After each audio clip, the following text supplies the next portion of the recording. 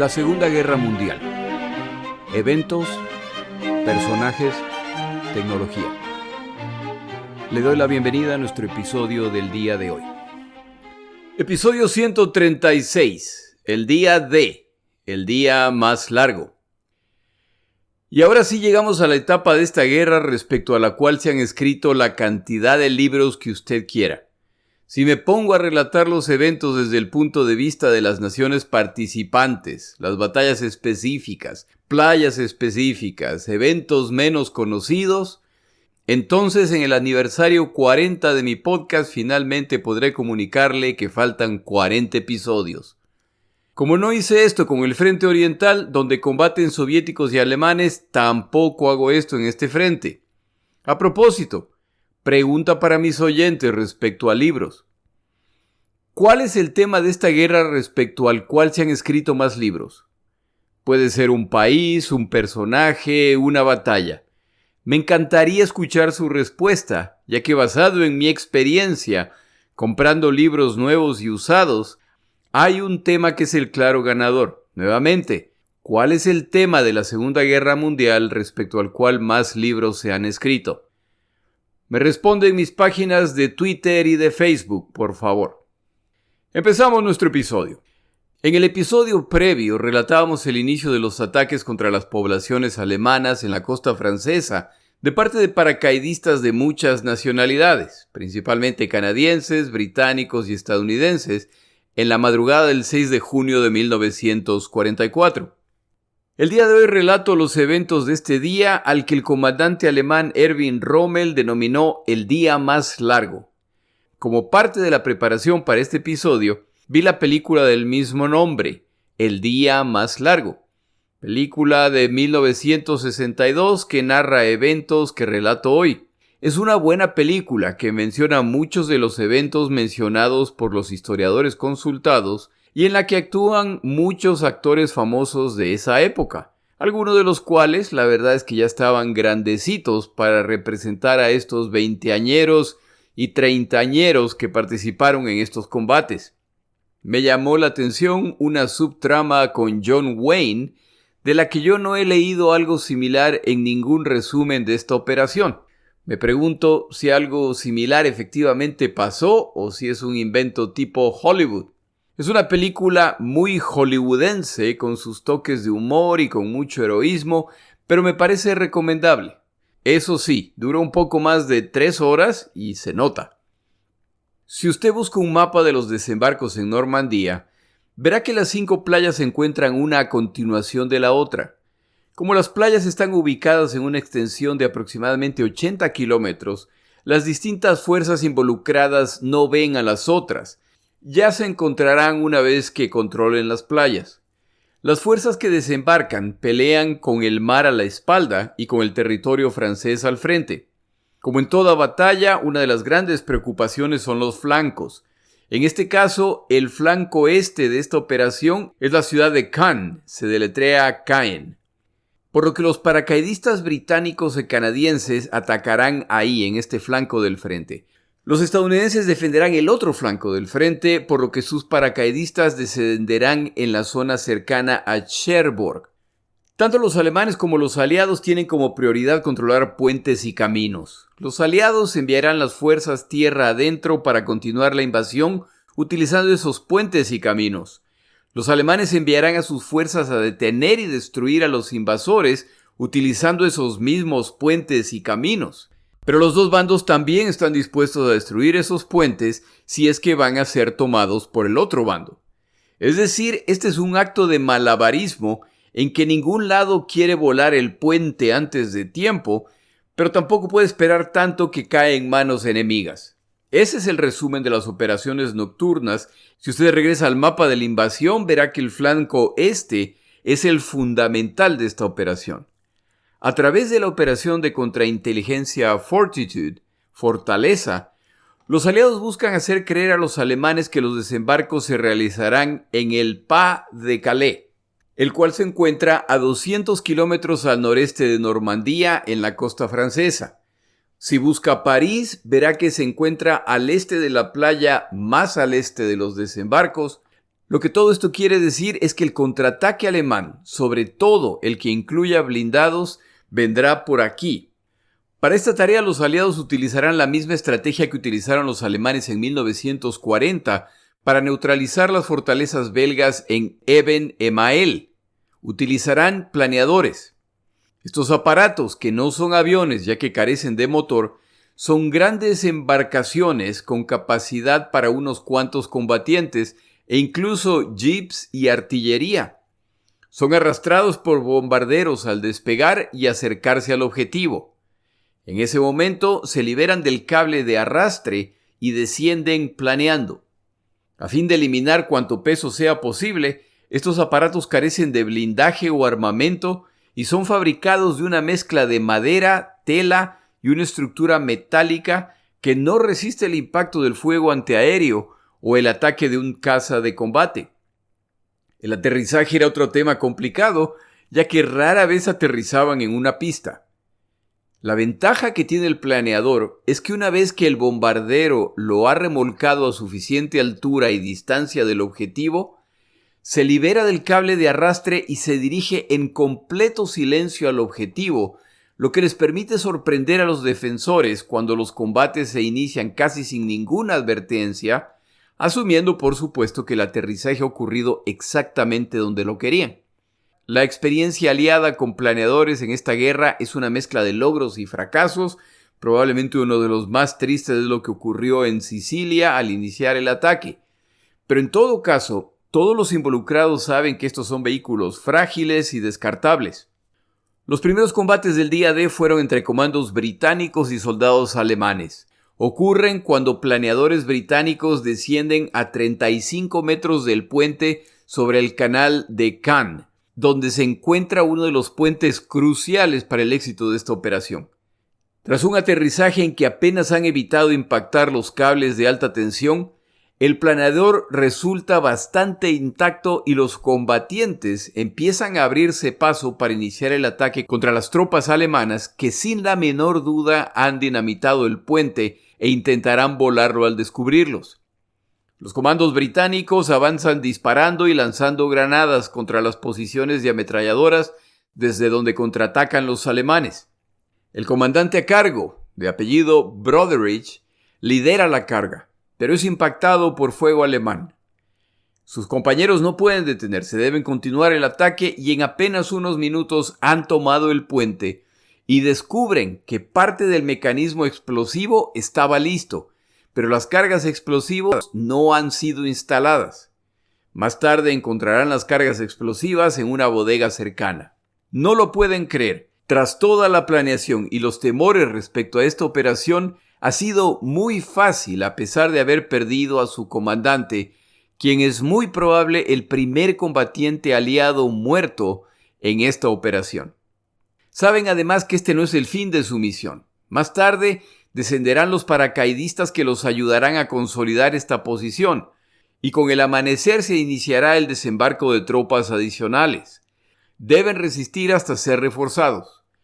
Los alemanes también están al tanto de la importancia de este puente, por lo que los planes para retomarlo casi inmediatamente ya están en proceso. A las fuerzas especiales británicas a cargo de otro puente crucial, el Orne, también les ha ido muy bien. En el otro extremo de las playas, el mayor Winters y sus paracaidistas de la 101, los protagonistas de la serie Banda de Hermanos, más los paracaidistas de la División 82, descienden sobre sus zonas de responsabilidad, detrás de las playas de Utah y Omaha. Winters y su equipo están a cargo de la población de St. Mary Glees.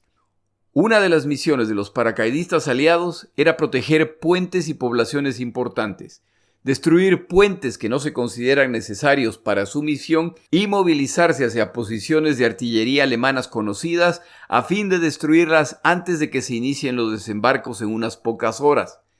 Pero deben ir con cuidado, ya que otro de los pasos de esa noche serán los bombardeos nocturnos de posiciones alemanas. Tal como con los paracaidistas estadounidenses, el lanzamiento de paracaidistas británicos y canadienses no ocurren sin incidentes. De acuerdo al autor consultado esta semana, 17 de los 71 aviones de transporte lanzan sus paracaidistas con cierta precisión. El resto a caminar rumbo al objetivo. Pero como decía el comandante Hill antes de iniciar la operación, caballeros, a pesar de su excelente entrenamiento y órdenes, no se desesperen si reina el caos, ya que sin duda esto ocurrirá. Es un buen momento para recomendar el libro de esta semana. Fue difícil ya que existen muchísimas opciones. Este relato se basa principalmente en el libro Normandía 1944 de James Holland, excelente historiador británico que relata no solamente los desembarcos, sino la historia completa del avance hacia Alemania. Otro también de gran calidad es El Día D de Anthony Beevor. El señor Stephen Ambrose, autor de Banda de Hermanos, también escribió un libro, el cual no he leído, pero imagino que tampoco estará mal. Para este momento, los alemanes están recibiendo reportes de ataques de paracaidistas en distintos puntos. Entre estos, los ataques con monigotes explosivos. Se investigan los reportes y diferentes comandantes alemanes están llegando a distintas conclusiones. Es importante recordar que la idea que los aliados han intentado vender a los alemanes es que el ataque principal ocurrirá en el Pas de Calais, pero que será precedido por ataques de distracción en Normandía. Es decir, los aliados están intentando hacer creer a los alemanes que lo que está ocurriendo no es el verdadero ataque. La costa francesa lleva días siendo bombardeada y los reportes de esta noche causan que los alemanes se pregunten si estos no son más que ejercicios de engaño, lo que quiere decir que el verdadero desembarco en Calais se acerca. Hay varios comandantes alemanes que para este momento se han convencido de que los desembarcos se realizarán en Normandía, por lo que incluso se han organizado ejercicios militares para preparar la defensa. El día previo, fuerzas blindadas alemanas se han puesto en camino hacia sus posiciones para este ejercicio. Otras fuerzas alemanas se encuentran en movimiento en ese momento. El libro consultado esta semana, así como la película El Día Más Largo, mencionan que los servicios de inteligencia alemanes habían descifrado el significado de los mensajes dirigidos a la resistencia francesa que transmite la BBC, y sabían que basados en esos mensajes, la invasión de Europa se ha iniciado. Esta información, sin embargo, será ignorada hasta que se demuestre, demasiado tarde, que estaban en lo correcto. Hasta que se aclare la situación, incluso el general Speidel, jefe del comando de Rommel, decide no informarle los detalles hasta no tener claro qué sucede. Speidel decide no comunicarle las novedades a Rommel y mucho menos a Hitler, que es quien está a cargo de las defensas blindadas. En este punto, Juan Pujol García reaparece. Si usted recuerda, la Operación Fortaleza, en la que participa Pujol, busca engañar a los alemanes respecto al lugar y el momento de los desembarcos. La operación, debido a su complejidad, ha pasado por unas cuantas crisis y con la llegada de los desembarcos, esta operación está llegando a su fin. Pero la madrugada del 6 de junio de 1944, un grupo vestido de civiles ingresa a la casa en 35 Crespigny Road.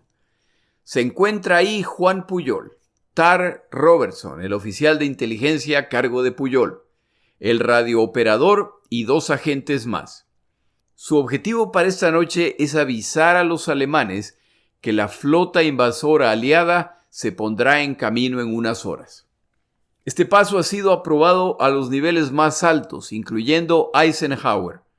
La idea es entregar información precisa a los alemanes 3 horas y media antes de los desembarcos, ya que han establecido que el tiempo de comunicación entre Francia y Alemania es de alrededor de 3 horas.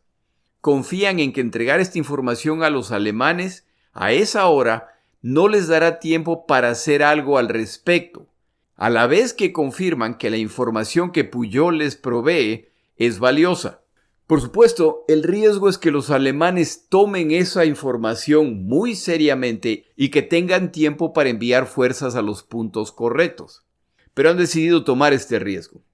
A través de la radio, Pujol reporta a los alemanes que un miembro de su red ha contactado con 2 desertores estadounidenses que reportan que han escapado ya que la invasión se ha iniciado. Los desertores imaginarios continúan. Hace 3 días han entregado a las tropas de la tercera división canadiense raciones empacadas para 3 días, así como bolsas para el vómito. Una vez completado el proceso, los canadienses han abandonado el campamento y los estadounidenses lo han ocupado. El rumor es que los canadienses ya han embarcado. Y como las tropas canadienses no han regresado, eso quiere decir que los desembarcos están en marcha. Como el campamento en referencia se encuentra en Southampton y el punto más cercano a la costa francesa es Cherbourg, no se necesita ser un genio para concluir que los desembarcos serán en Normandía. A las 2:59 de la mañana se envía el mensaje y ocurre algo inesperado. Nadie responde. Es la primera vez que esto ocurre. ¿Qué ha pasado? ¿Sospechan los alemanes? Después de conversar respecto a lo ocurrido, 15 minutos más tarde vuelven a transmitir el mensaje. Tampoco hay respuesta. Recuerde que transmiten a Madrid, no a Francia. Se envía entonces un tercer mensaje con información incluso más precisa, pero como el tiempo sigue pasando, su relevancia en realidad es cada vez menor. En este último mensaje, Pujol añade una nota personal expresando su furia por cómo está siendo tratado. Les está entregando información importantísima obtenida a riesgo de su vida y la de los miembros de su red, y le pagan ignorándolo. Si su compromiso con la causa nazi no fuera tan profundo como lo es, ahí les quedaba su... En fin, Pujol está dolido. A las 8 de la mañana, el radio operador alemán en Madrid finalmente responde con 1000 disculpas por la falta de respuesta. Para ese momento, la tercera división canadiense ya se encuentra combatiendo en la playa de Juno, que como lo aclaró uno de mis oyentes, es el nombre de la diosa reina del cielo. La reputación de Pujol ante los alemanes alcanza probablemente su punto más alto. Si hubieran escuchado su reporte, tal vez la historia de la invasión hubiera sido distinta. Alaric, como llamaban a Pujol los alemanes, jugará un papel importante una vez más. Antes de continuar con nuestro episodio, tomamos una pausa.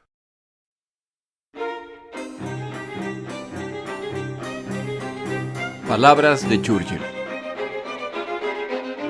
El 6 de junio de 1944, cuando parte del día ya pasado, Winston Churchill se presenta ante el Parlamento británico para dar un informe de los desembarcos. Cito un par de segmentos de su discurso. Tengo además que anunciar a esta casa que durante la noche y primeras horas del día de hoy, una serie de desembarcos en el continente europeo se han iniciado. Estos desembarcos libertarios ocurrieron en la costa francesa. Una armada de 4.000 embarcaciones, más varios miles de embarcaciones adicionales cruzaron el canal. Ataques aerotransportados masivos han sido también utilizados. Los ataques y desembarcos prosiguen en este mismo momento.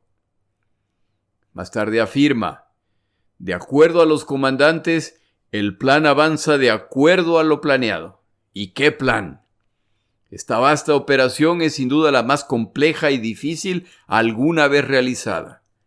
Involucró mareas, el viento, olas, visibilidades del mar y el aire, y la utilización de fuerzas terrestres, aéreas y marinas de la forma más confidencial, en medio de circunstancias que no podían predecirse.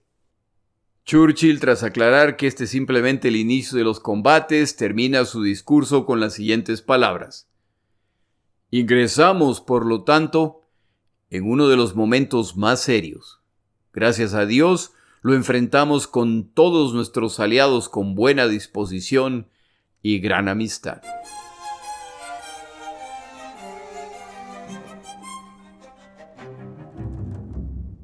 Tras una noche de alarmas y sobresaltos en que no queda claro qué ha ocurrido en realidad, finalmente llega la mañana.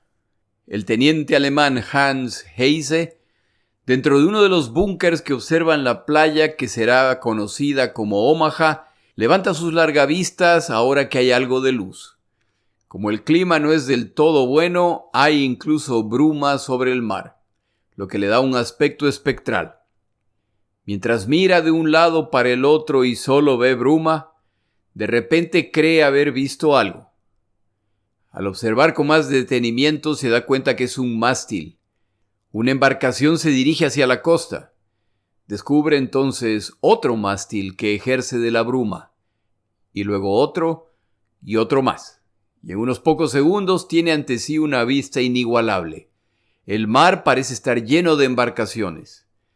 Escenas similares están ocurriendo en otras playas, pero no hay tiempo para admirar la vista. Las embarcaciones de guerra también empiezan a ver las posiciones defensivas alemanas y se inicia el bombardeo de la costa francesa. Heise envía un breve mensaje. Miles de embarcaciones en la costa. La invasión está a nuestras puertas. El bombardeo aliado se concentra en posiciones de artillería alemanas identificadas a través del reconocimiento aéreo.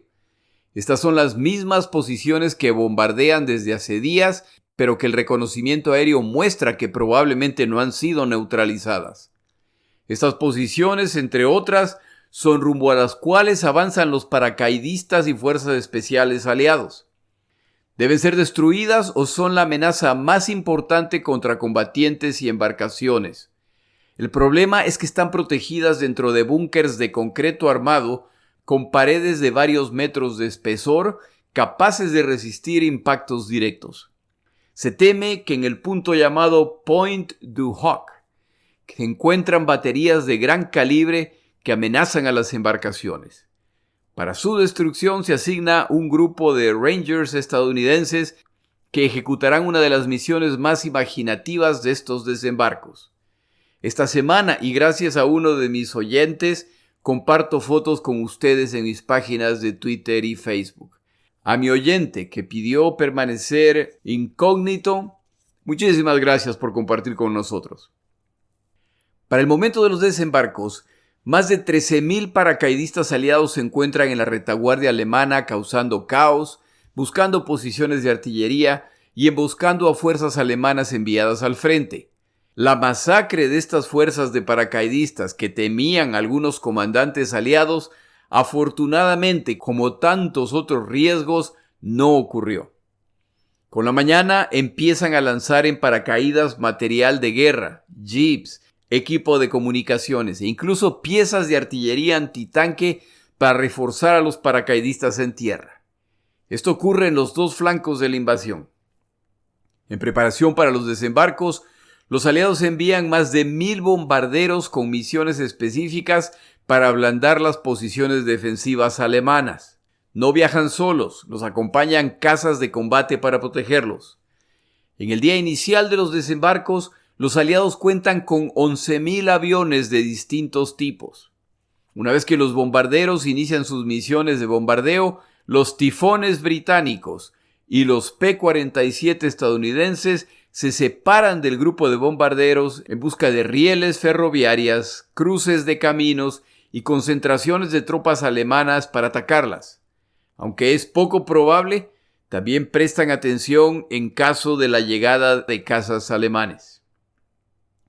Aunque estos aviadores no les habían contado los detalles de las operaciones del día, al volver a sus bases en Inglaterra, concluidas sus misiones, ven la cantidad de embarcaciones en el Canal de la Mancha y no les queda la menor duda de que los desembarcos aliados se han iniciado. Alguien incluso describía la escena de la siguiente forma. Parecía que si alguien decidía caminar desde Inglaterra a Francia, podía hacerlo pasando de cubierta en cubierta, dada la gran cantidad de embarcaciones que existía. Era un espectáculo indescriptible. Con las lecciones aprendidas en el Pacífico y en Europa, en particular en el Monte Cassino, los aliados saben que si a un bombardeo no le sigue un ataque inmediato, lo único que han logrado es crear posiciones defensivas envidiables para los alemanes y llenado la ruta de grandes huecos que impiden la circulación de sus vehículos de asalto. El día D se busca coordinar el bombardeo naval, inmediatamente seguido por los bombarderos, para inmediatamente iniciar los desembarcos y tomar ventaja de la confusión. Por el lado alemán, la falta de coordinación bajo un solo comandante, las disrupciones en comunicaciones como resultado de los bombardeos, sabotaje de paracaidistas y miembros de la resistencia francesa, más las operaciones de distracción, resultan en que las fuerzas alemanas en esta zona operan sin coordinación estratégica, atemorizadas de que están exagerando su reacción. El honor de iniciar el bombardeo naval le pertenece al acorazado estadounidense Texas. El resto de las embarcaciones saben que en cuanto esta embarcación dispare, es hora de iniciar su bombardeo de la costa francesa. 9 acorazados, 23 cruceros, 104 destructores y 71 corbetas inician el ataque. Los acorazados disparan a distancia. Los destructores se acercan a la costa para rematar posiciones impactadas. Las embarcaciones de desembarco están siendo cargadas y una vez que se llenan se separan de la embarcación principal para navegar en círculos hasta que se sumen otras embarcaciones y formen su ola. Parte de los objetivos del bombardeo naval es destrozar los obstáculos instalados por los alemanes, así como detonar las minas en tierra y mar. Por esta razón, estas embarcaciones disparan en andanadas que buscan barrer las playas metro a metro. Se alistan además los tanques de Duplex Drive, capaces de navegar despegando este cono de tela reforzada que le daba un aspecto similar a una canoa. Estos tanques, como ya se ha mencionado antes, son propulsados por una hélice en la parte posterior. De aquí el nombre de Duplex Drive. Al llegar a tierra, simplemente descienden esta tela y ya combaten como un tanque. El mayor desafío para estos tanques es que la mar no estaba serena y en algunos puntos el oleaje es considerable. Este no es el tipo de situación para la que han practicado. De acuerdo al plan, estos tanques debían ser depositados en el agua a alrededor de 6 kilómetros de la playa, para que desde ahí naveguen a la costa.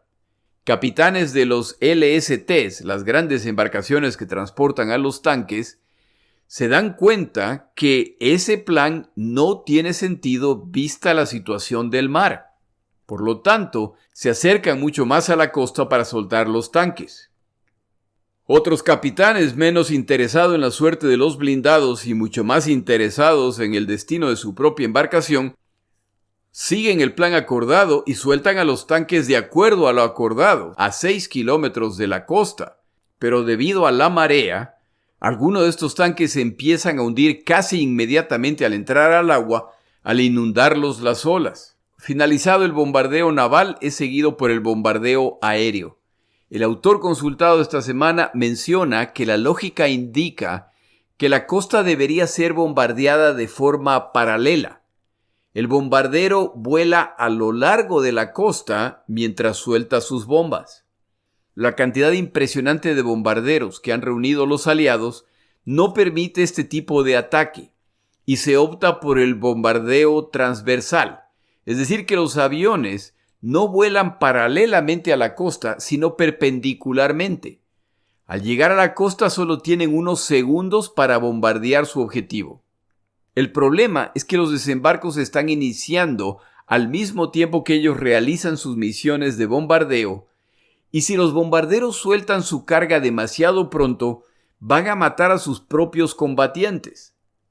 A fin de compensar por este riesgo, la mayor parte de los bombarderos lanza sus bombas demasiado tarde, por lo que no caen sobre los que desembarcan, pero tampoco sobre las defensas alemanas. Caen detrás de las defensas, causando destrozos en poblaciones y a campo abierto. Hay una gran cantidad de bajas entre las vacas de la zona, pero algunas de estas eran pro-nazi, por lo que se lo merecían. Desde las embarcaciones aliadas, la vista es impresionante y quienes observan desde los puentes de las embarcaciones concluyen que nada podría sobrevivir esta combinación de fuego naval, bombas, cohetes y el remate final de cazas bombarderos que destrozan lo que podría haber sobrevivido. Los alemanes en la costa se refugian donde pueden, con la esperanza de sobrevivir este ataque que, afortunadamente para ellos, fue mucho menos efectivo de lo esperado por los aliados. Ahora empiezan a llegar a la orilla los primeros botes Higgins de desembarco. Al encallar, la compuerta frontal cae transformándose en una rampa para que salgan las tropas. Lo que ocurre a continuación depende de a qué playa nos estamos refiriendo. La playa más al oeste de Normandía, donde desembarcan los aliados, es denominada Utah y se encuentra en la península de Cotentin. Los desembarcos se inician en el sitio incorrecto por aproximadamente 2 kilómetros en una zona defendida por un número reducido de combatientes alemanes. El comandante alemán en esta zona es un veterano del frente soviético que comanda tropas poco preparadas. Contaban con baterías ocultas en búnkers, pero para el momento que el desembarco naval termina, estas baterías ya son historia. Cuentan además con un pequeño vehículo, copia de un invento francés utilizado para atacar posiciones defensivas, llamada Goliath. Estos pequeños vehículos a control remoto, que se ven como si fueran las orugas de un tanque pero sin la parte superior, se utilizan para dirigirlos a los blindados enemigos y hacerlos explotar. Desafortunadamente para los defensores, los Goliaths tampoco sobreviven el bombardeo inicial. El comandante alemán espera que la batería de 122 milímetros que se encuentra a unos cuantos kilómetros en la retaguardia empiece a disparar, pero no logra comunicarse. Y la razón es que para este momento esta batería también es historia. En esta playa todo va más o menos de acuerdo al plan y los tanques anfibios DD ya empiezan a emerger. El ataque aliado se inicia sin problemas, excepto que no están iniciándolo donde deberían haberlo hecho. La siguiente zona en la playa hacia el este es conocida como Omaha. Aquí la situación es más complicada para los que desembarcan. Los alemanes cuentan con 5 puntos de defensa muy bien planeados. De estos, los 2 ubicados a los extremos son los más fuertes, lo que les permite lanzar fuego cruzado de apoyo mutuo. Los aliados sabían que este sería el punto de defensa más peligroso, por lo que el bombardeo se ensañó particularmente con esta zona, pero la mayor parte de los defensores alemanes han sobrevivido. No cuentan con un gran número de combatientes, pero cuentan con más de 80 MG-42, sin duda la mejor ametralladora de la Segunda Guerra Mundial, capaz de disparar 1.400 balas por minuto. Eso es lo que los ingenieros bélicos en términos técnicos llamamos una salvajada. No había otra ametralladora que se acercara a esta ametralladora alemana en cuanto a cadencia de disparo. Esta combinación de posiciones de defensa de mutuo apoyo es muy complicada, pero si una de las 5 cae, entonces el resto queda comprometido. Los defensores entienden que las opciones son o detener a los invasores o morir, y cuando los combatientes aliados empiezan a descender de los botes Higgins, los alemanes los tienen al frente, y su fuego cruzado empieza a eliminarlos inmediatamente. No solo es el ataque de las ametralladoras, se suman piezas de artillería que sobreviven a kilómetros detrás del frente y morteros que obviamente han practicado para esta situación. Para hacerse una idea respecto a cómo fue este desembarco, los primeros 20 minutos de la película Salvando al Soldado Ryan dan una buena idea de lo que ocurrió. La única opción para quienes desembarcan en esta playa es salir de la playa en cuanto puedan o no sobrevivirán. Irónicamente, los únicos refugios con los que cuentan son los obstáculos instalados por los alemanes. Con la frialdad de la guerra, a quienes desembarcan se les ha inculcado que detenerse a ayudar a alguien simplemente resultará en 2 bajas en vez de 1. Deben ignorar a los que se quejan, paralizan, lloran, se desangran o mueren. El fotógrafo estadounidense Walter Halloran captura algunas de las escenas más conocidas de los eventos de esta playa. En estas se pueden ver combatientes en el momento en que intentan avanzar, pero se desploman al ser alcanzados por balas alemanas. Parte de la tragedia aliada en esta playa es que los tanques anfibios DD han desembarcado a la distancia planeada de casi 6 kilómetros en medio de una mar embravecida. De acuerdo al autor consultado esta semana, apenas 2 de los 31 tanques que debían llegar a esta playa llegan. El resto poco a poco van desapareciendo en medio de las olas. Esta es por lo tanto una batalla entre un bando bien armado y ubicado dentro de búnkers con excelente visibilidad de la playa contra un bando que desembarca sin apoyo de blindados o artillería y corre por su vida tratando de ponerse a salvo.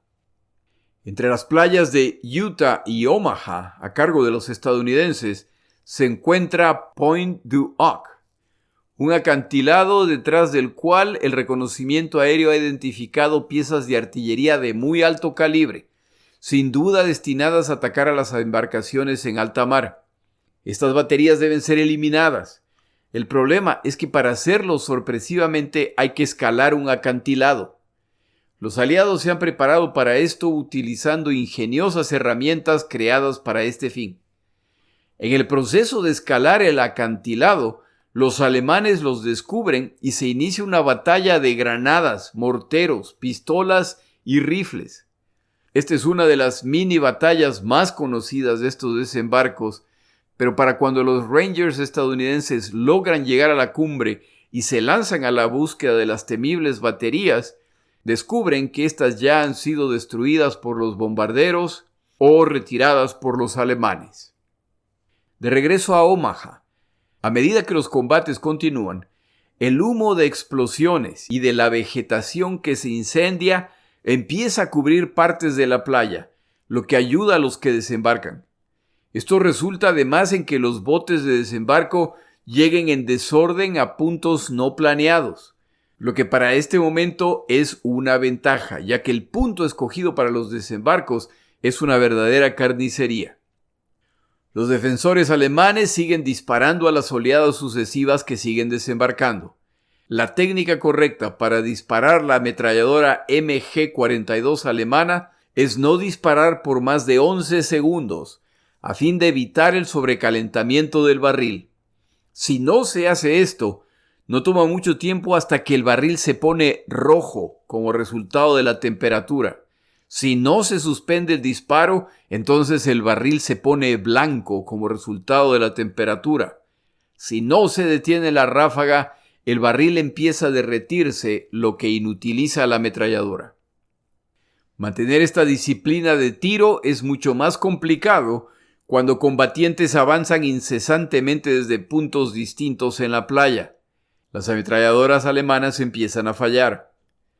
El combatiente alemán Karl Wegner se detiene por un momento y mira a la playa. Esta está cubierta por cadáveres y heridos estadounidenses. Las oleadas adicionales que descienden de los botes Higgins esperaban encontrar una situación más o menos bajo control y se llevan una gran sorpresa. Quienes sobreviven el cruce de la playa se lanzan al piso cerca de la base de las posiciones alemanas, donde se siguen acumulando combatientes que tratan de decidir cómo salir de esta trampa mortal. En la playa canadiense denominada Juno, una fuerza de 11 destructores y 2 cruceros defienden a las embarcaciones de desembarco y se encuentran listas a abrir fuego contra cualquier posición que intente detenerlas. Los botes Higgins siguen llenándose de combatientes y separándose de las embarcaciones principales en espera del resto. Las 10 embarcaciones de desembarco se ponen rumbo a la costa enfrentando muy poca resistencia, y la resistencia desde la costa es rápidamente neutralizada por los navíos de combate. En la playa denominada Gold, donde se encuentran paredes montañosas, los alemanes han instalado 4 baterías de alto calibre capaces de atacar embarcaciones en alta mar. Por supuesto, lo opuesto también es verdad, por lo que los acorazados y cruceros en este sector inmediatamente intercambian fuego con estas baterías y no pasa mucho tiempo para que estas baterías alemanas sean destruidas. El punto central del sistema de defensa alemán en esta playa ha sido neutralizado. Los blindados anfibios y los especializados no tienen problemas en llegar a la playa e iniciar su asalto en apoyo a la infantería. Los combatientes alemanes en esta zona, tal como en el resto, experimentan el shock de ver en la costa una cantidad aparentemente interminable de embarcaciones de combate que se concentran en ellos. El volumen de fuego desde alta mar es tal que tienen que mantener la cabeza baja para evitar ser volados en pedazos. Los aliados, por su parte, tienen tal superioridad numérica en armamento que ya pueden atacar distintos puntos a la vez mientras las tropas desembarcan. A esto se suman cazas bombarderos que se concentran en las áreas más pequeñas y difíciles de atacar. En cuanto llegan a tierra, los blindados aliados se concentran en nidos de ametralladoras y búnkers. Los alemanes pelean furiosamente, logran destruir un par de tanques en esta playa, pero ya es evidente que este sector caerá pronto. Estos combatientes o se retiran o serán rodeados. En la playa Sword, la situación es similar. Los blindados llegan a la playa sin problemas. Los alemanes inician la defensa con lo que tienen. En este caso, armas cortas, ametralladoras y morteros. Armas poco efectivas contra blindados. Desembarca una combinación de infantería y comandos. La infantería tiene la tarea de tomar la playa. Los comandos de capturar una posición específica antes de ponerse en camino hacia Cannes para reforzar a los paracaidistas que llevan horas defendiendo los puentes capturados en la madrugada. Si los desembarcos van bien, una vez controlada esta playa, la infantería también se pondrá en camino hacia Cannes para reforzar este flanco de la invasión, que como ya se ha mencionado es el flanco crítico por su cercanía a Calais y a París, que es de donde vendrán los contraataques con blindados. En esta playa desembarca también un grupo de comandos franceses felices de regresar a liberar a su nación. Se los conocerá como las Boinas Verdes. Los desembarcos en estas 5 playas ocurren alrededor de las 6:30 o 7 de la mañana. Para las 10 u 11 de la mañana, en distintos sectores, la situación ya está clara, ya que esta zona de Normandía carecía del nivel de defensa con el que contaban otras zonas, en particular los puertos, tal como la línea francesa Maginot. Los atacantes han decidido ignorar los puntos más fuertes de la muralla para concentrarse en los débiles, neutralizando la estructura total. La grandiosa, al menos en el papel, muralla atlántica construida por los alemanes ha sido penetrada. Por el lado de Alemania, una noche confusa ha dado paso a un día similar. Rommel, a quien Hitler ha puesto a cargo de la defensa de Normandía, como se sabe, se encontraba en Alemania. Solo a las 4 de la mañana, von Rundstedt concluye que la invasión se ha iniciado y busca autorización para movilizar a las fuerzas blindadas, las cuales, si usted recuerda, no están bajo su comando, están bajo el comando de Hitler, quien en ese momento está dormido. La solicitud de von Rundstedt es denegada por el alto mando y las preciosas horas de oscuridad para mover estas unidades blindadas siguen pasando. A las 5 de la mañana, el general alemán Max Pemsel reporta al general Speidel que han encontrado mapas en los planeadores encontrados en Cannes y que de acuerdo a estos mapas, esta es una invasión masiva. Speidel pregunta si han desembarcado tropas. Pemsel responde que no. Speidel, por lo tanto, concluye que esta no es la verdadera invasión, es una maniobra de engaño. Una hora más tarde, Pemsel reporta bombardeos navales masivos. Speidel sigue convencido de que esta es una estrategia de distracción. Pemsel finalmente llama directamente a Rommel a las 7 de la mañana. Rommel pregunta si esta es la verdadera invasión y Pemsel, honestamente, responde que no lo sabe. Rommel se prepara para regresar a Francia inmediatamente. Pemsel vuelve a llamar pasadas las 10 de la mañana para reportar que esta es definitivamente la invasión principal. Para este momento, Pemsel ya tiene confirmación de que están atacando en 5 puntos distintos en Normandía. Rommel se pone en marcha hacia Francia pasadas las 10 de la mañana. Finalmente, Adolfo Hitler se despierta alrededor de las 10 de la mañana. Le reportan las novedades, las cuales lo sorprenden, pero como en tantas otras ocasiones, afirma, imitando a un querido personaje latinoamericano: lo sospeché desde un principio, y afirma que él sabía que los desembarcos serían en Normandía. Hitler se siente contento. El momento de derrotar a británicos y estadounidenses y sus lacayos ha llegado.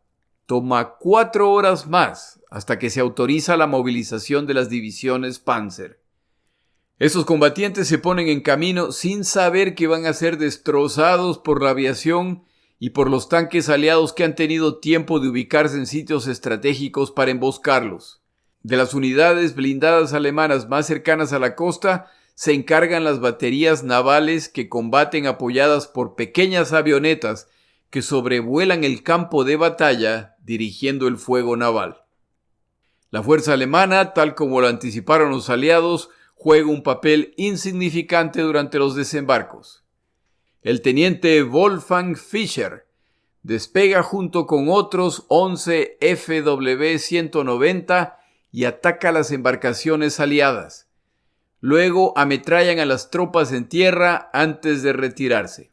En total, los alemanes lanzan 80 misiones individuales de combate contra los aliados. Esto queda en claro contraste con las más de 14.000 misiones individuales aliadas. En otras palabras, sobre Normandía, los aliados cuentan con el dominio aéreo total. Si los males alemanes no fueran pocos, para colmo sus mensajes secretos ya están siendo decodificados casi inmediatamente por los aliados en Inglaterra, específicamente en Bletchley Park, por lo que los aliados saben cuáles son los movimientos siguientes alemanes. La resistencia alemana en las playas, incluso en la sangrienta Omaha, va cediendo a lo largo del día. Posiciones caen, la munición se agota, combatientes alemanes siguen muriendo, mientras que las oleadas aliadas parecen no tener fin.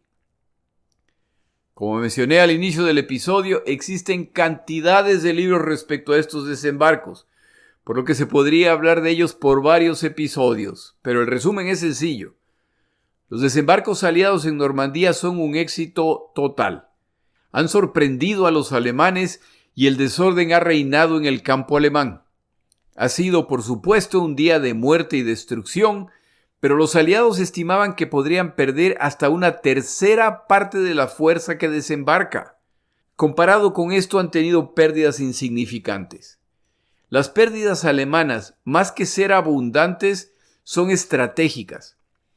Un punto menos mencionado respecto a este día es que el mayor número de muertos no fueron combatientes aliados ni alemanes. El mayor número de los muertos son civiles franceses que perecen sobre todo durante los bombardeos aliados. Es el precio de su liberación. Para finales del día y con algunas playas aseguradas, las piezas de los atracaderos portables llamados Mulberry Harbors, los cuales han sido descritos en otro episodio, ya van en camino. El proceso de transporte y ensamblaje en Normandía tomará 14 días, para el final de los cuales los aliados ya cuentan con 2 atracaderos principales. Erwin Rommel llega finalmente a su centro de comando en Francia a las 9 de la noche. Por supuesto, tuvo que viajar por tierra. El reporte que recibe es que los aliados han desembarcado. Múltiples posiciones defensivas están incomunicadas y todo intento de contraataque intentado ha sido repelido por los aliados. El día más largo termina, pero el éxito de los desembarcos solo significa el inicio de la batalla. El objetivo final es Berlín, y para llegar allá falta mucho. Los dos bandos entienden que se acaba de iniciar una carrera. Mientras los aliados no tengan puertos para desembarcar equipo de guerra y vituallas en grandes cantidades, están limitados y pelean con su espalda hacia el canal inglés. Los alemanes han tenido un muy mal día, pero pelean con Europa a sus espaldas. Es hora de traer lo que se pueda, ya que de esta carrera la ganará quien acumule fuerzas suficientes para hacer retroceder al rival. Los alemanes están convencidos de que están a tiempo para expulsar a los aliados, pero deben contenerlos en las playas hasta poder traer sus refuerzos. En el siguiente episodio hablamos de la consolidación de las cabezas de playa aliadas. Mi nombre es Jorge Rodríguez. Gracias por acompañarme. Para información adicional respecto a este episodio, las notas de este podcast, que incluyen la narración de este episodio, así como acceso a resúmenes, videos, documentales y materiales adicionales gratuitos disponibles en el Internet, por favor vaya a Amazon y busque el libro La Segunda Guerra Mundial, Eventos, Personajes, Tecnología. Al comprar estas notas me ayuda y me apoya financieramente. Puede encontrar información adicional en mi página web, lasegundagm.com. Muchas gracias.